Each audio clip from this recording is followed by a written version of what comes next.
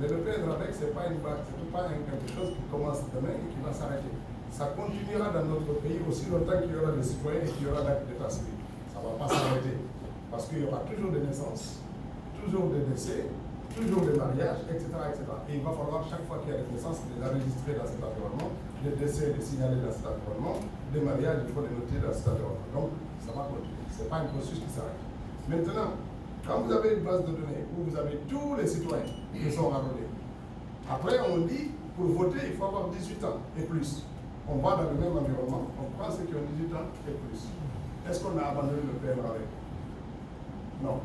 Donc ça continue. Sauf qu'il faut que les gens fassent la différence entre, parce que ce qui a été dit dans la presse, ils essaient d'opposer PNRAVEC et recensement biométrique. Mais le PNRAVEC, c'est un recensement biométrique. Parce qu'on va prendre vos paramètres d'empreinte de l'iris, ça veut dire tout ce qui est biométrique sera dans la base de données. Le PNRAVEC est biométrique. On ne peut pas opposer, j'ai vu certains acteurs politiques faire le commentaire, oh oui, on a abandonné ça au profit du recensement biométrique. Mais il n'y a pas le PNRAVEC, c'est un recensement biométrique à vocation d'état civil. Ça veut dire qu'il contient plus d'informations qui sont nécessaires pour le vote. Le vote, c'est 18 ans et plus. Or, le PNRAVEC, c'est 10 ans et plus. Donc, on a plus d'informations. Les deux ont la particularité. Une deuxième particularité, le PNRAVEC concerne aussi tous ceux qui sont dans le pays, en dehors de Guinée. Merci. Merci, monsieur le ministre. Juste pour enchérir, on vous a expliqué que le fondement du PNRAVEC repose sur deux registres.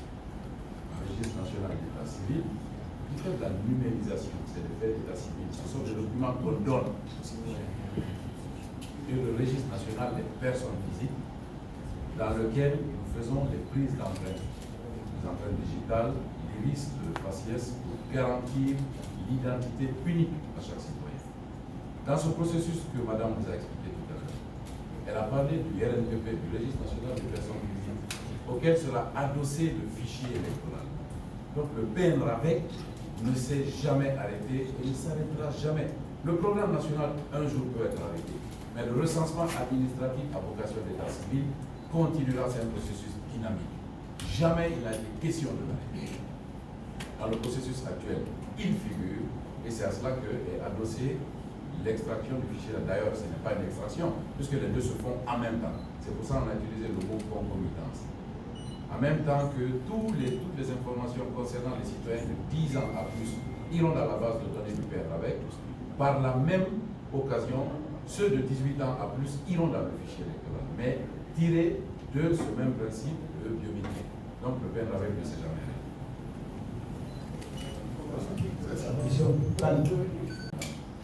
Et c'est à cette occasion qu'on est passé dans votre famille.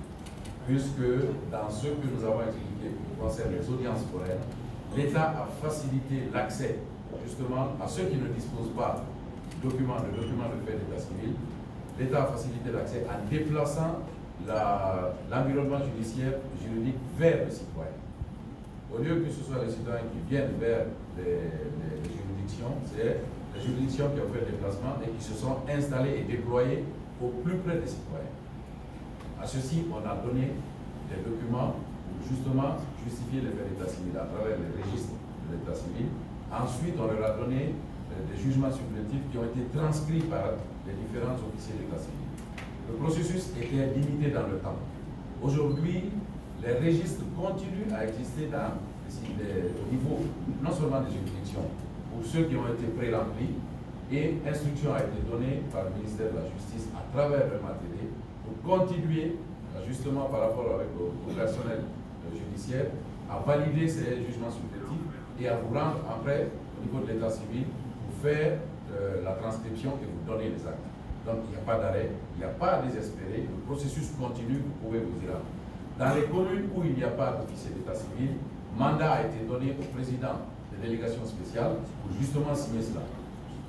Donc tous ceux qui seront au front pour faire les empreintes digitales pendant le RNPP, donc le processus actuel, s'ils ne disposent pas de cela, ils peuvent directement anticiper et aller auprès des juridictions pour finaliser leur processus. Sinon, il n'y a aucun souci à se faire. Bonjour, je suis Mamadouba de la radio sur le FM. Je vais répondre.